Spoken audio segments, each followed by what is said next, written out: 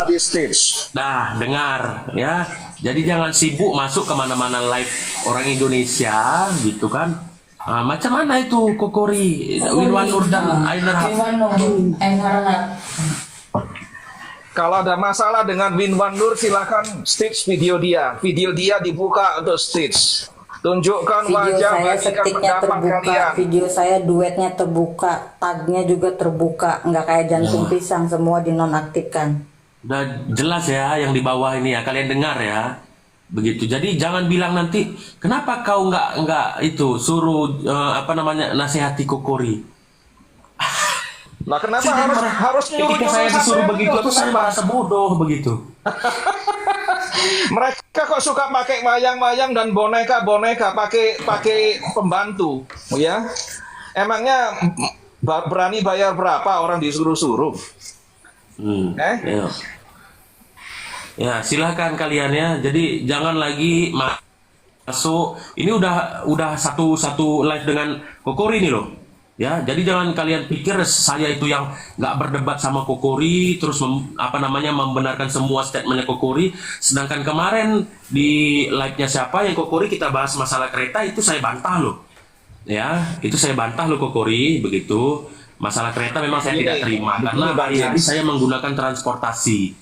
Berupa Grab ya Kokori begitu. Jadi kalau di sini sekali saya kalau membuat konten soal mobil-mobil di jalanan mereka, kalau mereka merasa ini kok rasanya kurang update, ya ini dari Google Map nggak bener, buat aja konten di stage videonya, tunjukin mobil-mobil yang sekarang gimana, kan selesai.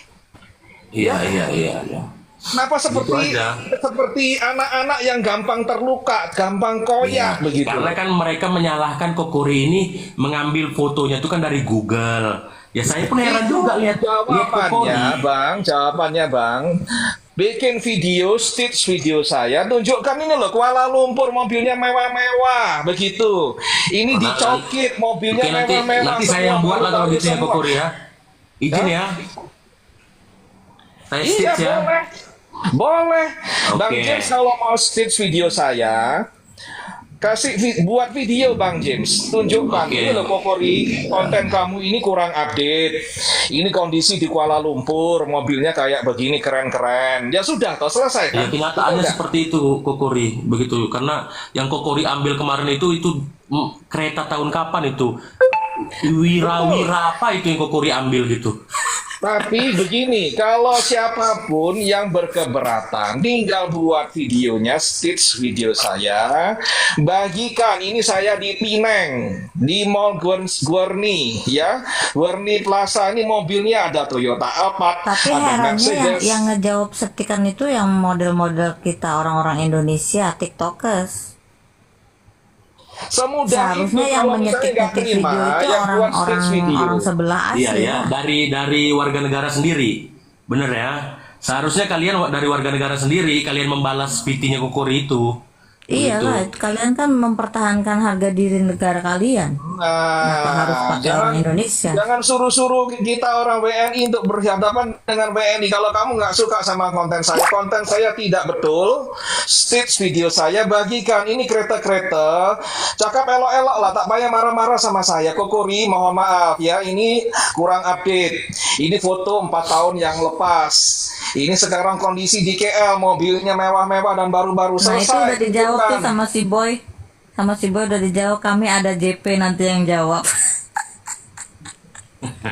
Ya udah, urusan kalian ya. Jadi ya gitulah, bukan semuanya kita sepaham ya Kokori. Karena begini Kokori, saya kan juga berada di Malaysia ya, bukan baru yang setahun 2 tahun. Tolong teman-teman jangan menggunakan kata-kata MDes ya. Jangan gunakan kata-kata MDes. Hormati warga Malaysia. Hormati warga Bangladesh. Nggak boleh menggunakan kata-kata MDes. Ini ya kurang ajar. Kurang ajar, silakan diantar ke bulan. Sebut negara orang dengan baik lah gitu. Sudah. Kita tunjukkan akun kalian saya sekat. Bila akun-akunnya fake dan berniat merusuh, saya sekat semuanya. Itu hak saya ya. Akun-akun fake mau komentar, mau merusuh di VT saya sekat. Isu perkauman menghina fisik saya blok, itu hak saya ya. Nak cakap baik-baik, elok-elok. Anda tak setuju dengan visi saya, opini saya boleh. Nak komentar dengan elok-elok, baik-baik. Ya, tunjukkan Anda punya agama, punya adab. Oke?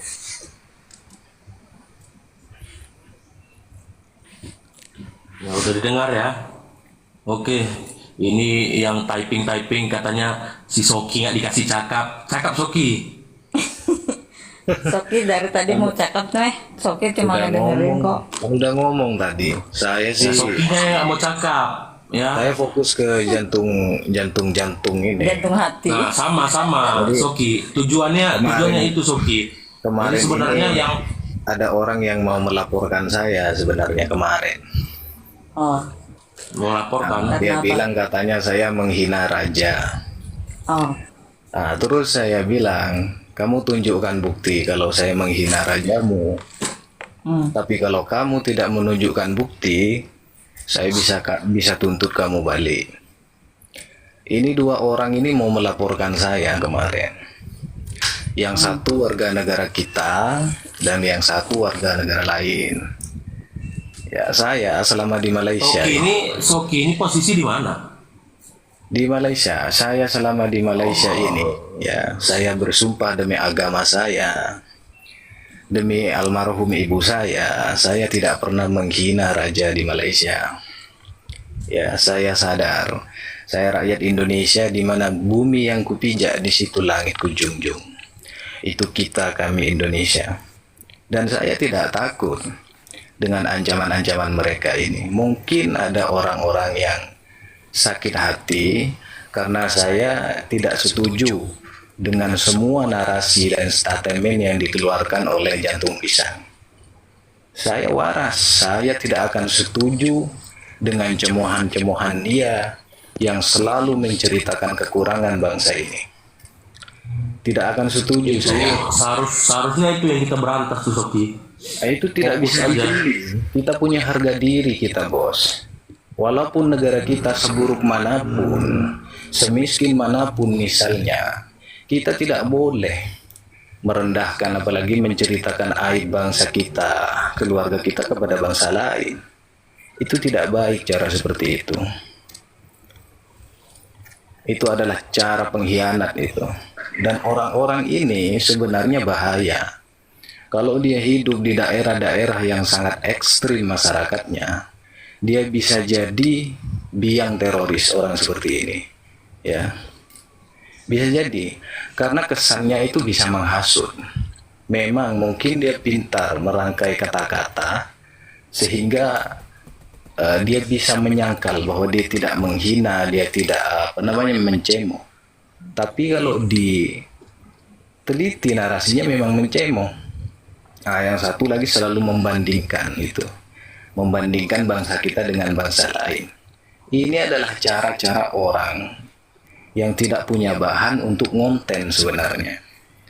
Dia ini nyari viewers, nyari cuan ya di YouTube. Contohnya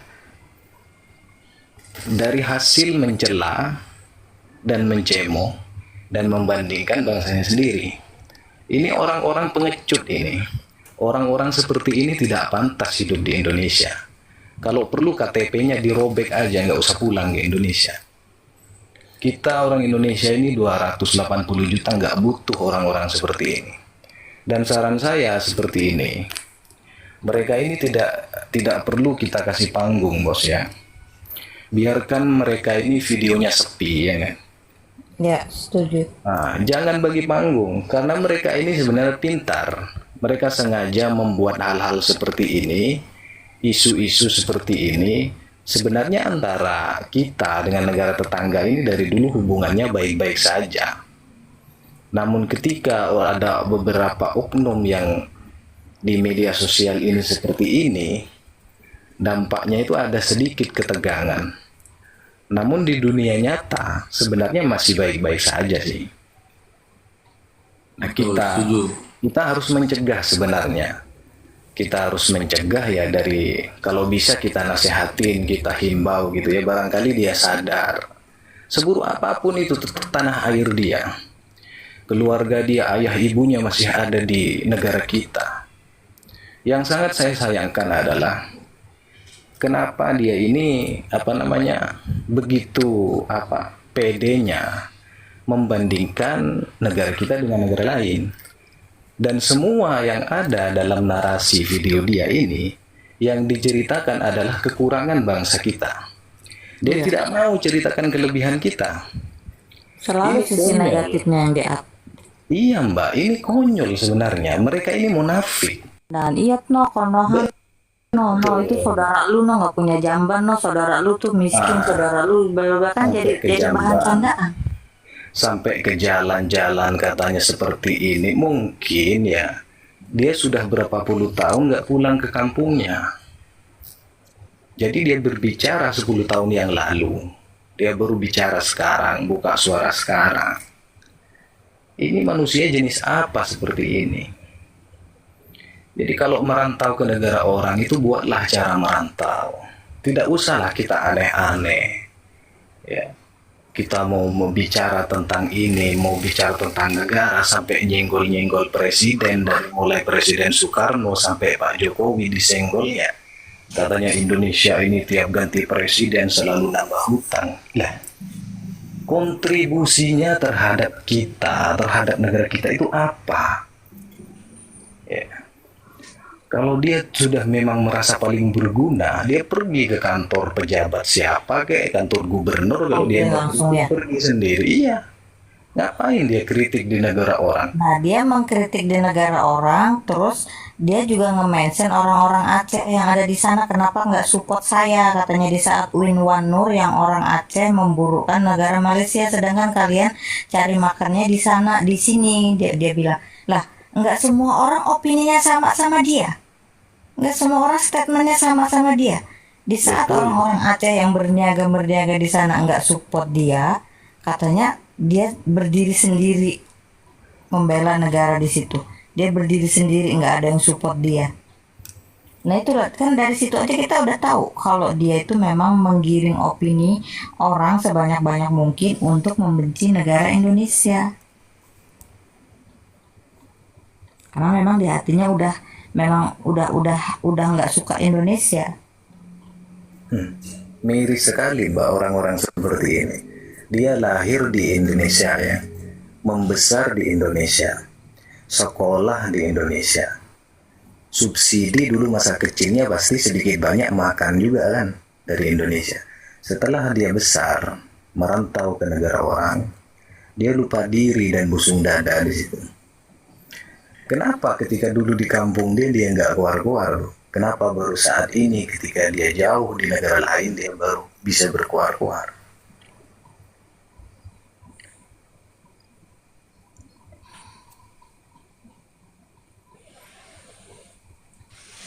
Tidak ada yang salah. Kita negara demokrasi, kita punya hak dalam mengkritik. Tapi kritik itu kritik yang membangun, kritik yang beserta saran. Bilang Karo, kamu nggak bisa ngebedain ya orang mengkritik sama orang I don't know lah, susah ngejelasin sama orang-orang kayak gini. Dia tidak bisa bedain Mbak, orang yang sedang mencemooh dengan orang yang sedang mengkritik.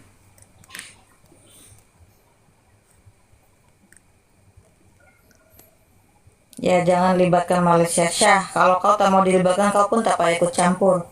Kita sedang membahas orang Indonesia. Saya tidak menyebut negara lain di sini. Kita sedang bercerita tentang warga negara. Kita sedang bersembang tentang orang Indonesia. Jadi kau tak payah ikut campur. Kita ini hidup di negara manapun ya. Seperti yang Kokori Sebentar, kamu marah orang kritik negara kamu, tapi kamu hina negara kami. Siapa yang menghina negara kamu? Tunjuk. Oh tidak ada, kita tidak menghina negara lain di sini. Tunjuk siapa yang menghina negara kamu. Kalau kamu nyimak dari tadi obrolan, kamu pasti paham. Tidak ada yang menghina dan merendahkan.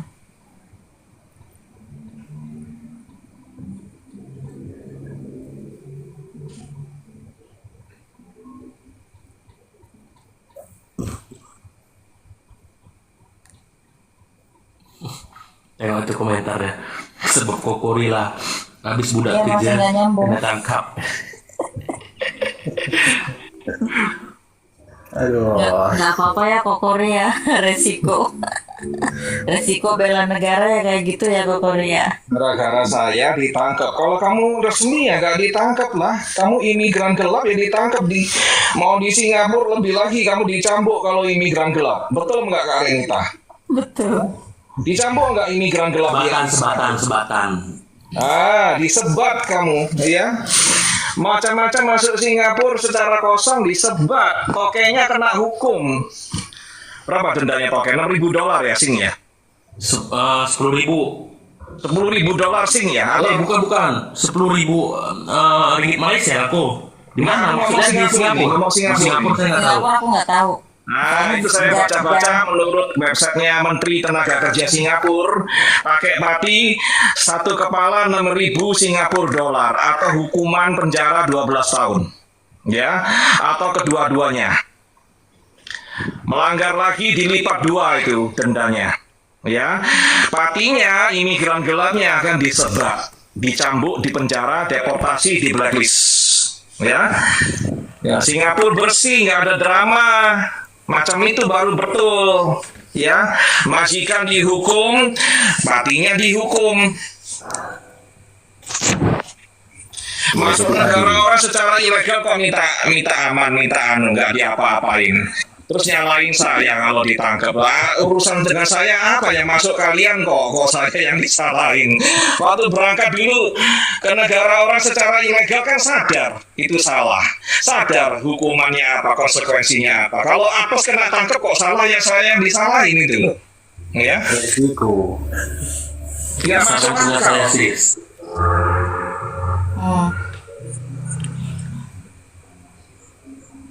Nah, dibaca itu. Denda 10.000, penjara 12 bulan, sebatan 6 kali sebatan.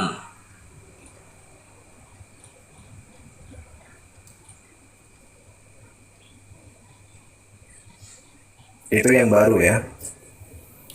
Yang baru. Ya. Aturan baru ya nih.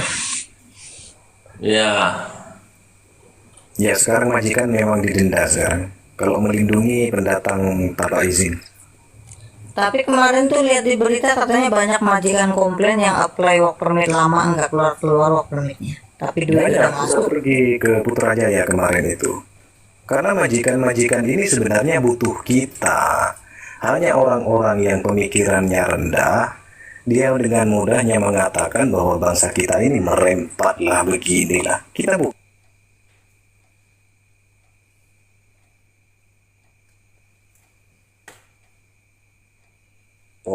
Ya kita kan tidak pakai keringat membalas kita. data heroin Kita kan di pakai negara keringat ini. tenaga kita. Iya itu Mbak. Nah, ini dramanya ini nggak selesai-selesai. Dulu kan 2022, Bapak Presiden pemerintah kita pernah moratorium. Pernah dengar moratorium? Ya pernah. Ya, 2022 habis MOU ditandatangan, lalu dilihat sebelah sana itu nggak ada etikat baik, ditutup sama Pak Jokowi. Ya, lalu panik toh mereka kan, yang diimpor siapa? Orang-orang bendera Jepang hijau kan? Nah, betul apa enggak? Iya, kalau nggak salah iya pernah ngedengar berita kayak gitu. Moratorium kita nggak boleh masuk. Ya, lalu drama mereka import. Oh, kalau kamu nggak masuk, aku masukin mereka. Masukin nggak kira-kira ratusan ribu. Sudah masuk, masalah lagi dramanya ganti peran utama sekarang dari si Juminten jadi siapa gitu kan? Ya kan? Dramanya ganti pelakunya ya kan. Nah, tiap hari bercuti mereka mengeluh lagi itu. Alamak ya, saya di negara saya macam tamu, mereka macam bos. Iya, beneran emang kalau bendera hijau itu di mana-mana pengen nguasain negara tempat dia cari duit. Mereka buka kedai, kalau liburan dansa-dansa di KLCC ya toh, mereka mengeluh lagi. Alamak, saya kok macam tamu, mereka macam bos ya. Sekarang pertanyaannya, yang mendatangkan mereka itu siapa gitu loh. protesnya ya ke politisi mereka dong. Ya jangan nyalain orang asing, ya orang asing itu kan datang kan diundang. Ya. Tapi ya itulah dramanya nggak selesai-selesai. Mereka sendiri kerjanya di Singapura 1 juta orang, ya gaji nggak cukup katanya gitu. Masih datangkan lagi orang asing. Kalau ngebahas yang sebelah